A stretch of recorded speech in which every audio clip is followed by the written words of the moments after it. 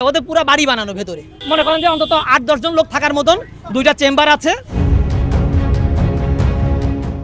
বিশ্বাস করা যায় ফ্লাইওভারের ভেতরে মানুষের বসবাস। শুধু তাই নয়, এরা কোনো স্বাভাবিক মানুষ নয়, রীতিমতো অপরাধী চক্র ডেরা খুলে বসেছে উড়াল সড়কের ভেতরে।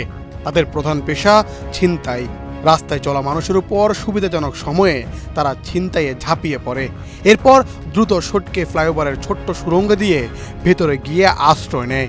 পুলিশের চোখের সামনে দিনের পর দিন এই অপকর্ম চললেও যেন দেখাবা বলার কেউ নেই। বলছি রাজধানীর ব্যস্ততম মহাখালী ফ্লাইওভারের কথা।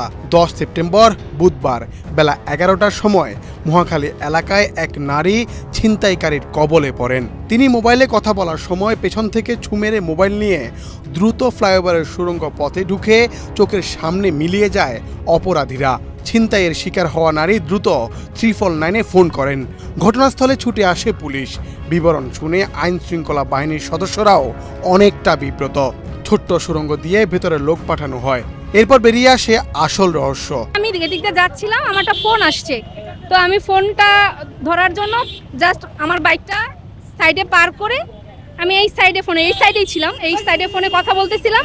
2-3 মিনিট কথা বলছি, এর মধ্যে দেখি পেছন থেকে একটা ছেলে এসে আমি তার দেখি না ছেলেটার ফেসটা, এসেই জাস্ট আমার হাত দিয়ে আমি ধরে রাখছি, তো আমার চুল নিয়ে 2 হাত ধরে টান দিয়ে দিছে একটা দৌড় দিয়ে আমি একটু পিছনে, আমার আবার বাইকের চাবিটা হচ্ছে আমার বাইকের সাথে।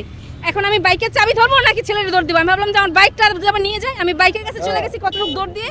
এর মধ্যে দেখি যেখানে যে গর্তটা, এই গর্তের মধ্যে ধাপ করে পড়ছে।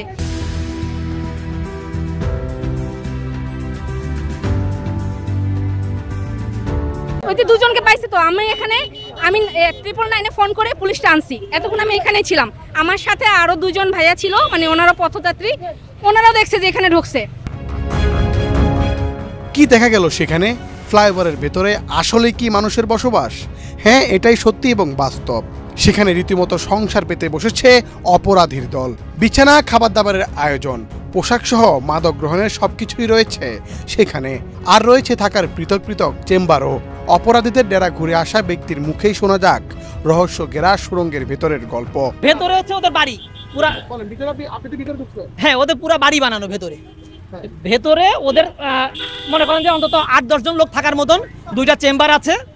ভেতরে ওদের থাকার জায়গা, খাওয়ার জায়গা, ওদের লেপ তোষক, পুরা বাড়ি বানানো ভেতরে। ওখানে ওদের নেশাব দ্রব্যাদি, ওই মনে করেন যে কি সলিউশন জাতীয় জিনিস, ওদের তোষক, ওদের লেপ, ওদের কাপড়, ওদের বেড আছে, ফোমের বেড আছে, সবই আছে ওদের ওইখানে। এটা তো আজকের না, এটা এর আগেও এটা নিয়ে নিউজ হয়েছে, বাট এটা আমাদের এটার যারা নির্ধারিত ব্যক্তি তারা এটা রিপেয়ার করে নেই এবং ওপেন রাখছে। এটা বন্ধ করতে হবে, এটা হচ্ছে প্রথম কথা। স্থানীয় বাসিন্দারাও জানিয়েছেন অপরাধী চক্র অস্ত্রের মুখে ছিনতাই করে ফ্লাইওভারের নিচে গোপন আস্তানায় লুকিয়ে পড়ে, যেখানে ইচ্ছে করলেই কারো প্রবেশ সম্ভব নয়। স্থানীয়রা জানিয়েছে প্রাণঘাতী অস্ত্র নিয়ে মধ্যরাতে বাইকারদের উপরও ঝাঁপিয়ে পড়ে এই অপরাধী চক্র। অস্ত্রের মুখে সর্বস্ব লুটে নেয় তারা। মানুষ ধাক্কা দিয়েও ফালায় দেয়, এখানে দৈনিক রাতে ছিনতাই করা হয়। চা পানি নিয়ে মানুষ এখান থেকে হাইটা যায়, কি গাড়ি নষ্ট হয়ে যায়। এখন ছিনতাই করে এখানে কোবাই মুম্বাই মাইরা ফালায় দেয়। এখানে ঢুকে পড়ে, এখানে ঢুকে একটা স্থান নেই এখানটায়। এই জায়গায় 2 জন লোক ছাড়া অন্য কোনো লোক পাওয়া যায় না। পাহাড়ের এক ডিটিউরম্যান থাকতে গেলে এই অবস্থা হয়। মাঝে মাঝে ছুরি চাপাটি মাঝে মাঝে ইত্যাদি করে না দেওয়া। ফ্লাইওভারের ভেতরে লুকিয়ে কি রক্ষা পাওয়া সম্ভব? অন্যদিন সম্ভব হলেও অপরাধীদের বুধবারের ভাগ্যরেখা মোটেও ভালো ছিল না। পুলিশ ভেতর থেকে 2 জনকে ধরে আনে, যদিও তারা মোবাইল ছিনতাই করার বিষয়টি অস্বীকার করেছে।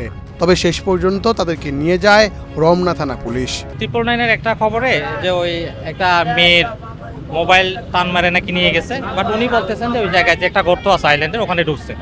পরে আমরা একটা ছেলে ঢুকাই দিয়ে এদেরকে বের করছি, কিন্তু এরা স্বীকার করতেছে না কোনো কিছু। ওরা বলছে এখানে ওরা ঘুমাই, এরা এমনি বাঙালি টাঙ্গারি কাগজপত্র সংগ্রহ করে, ওদের থেকে কিছু পাওয়া যায়নি, ওরা এমনি তোকায়।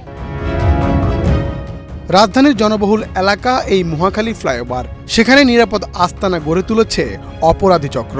অথচ রহস্যময় এই সুড়ঙ্গ বন্ধে সংশ্লিষ্ট কর্তৃপক্ষ সহ পুলিশের কোনো পদক্ষেপ নেই।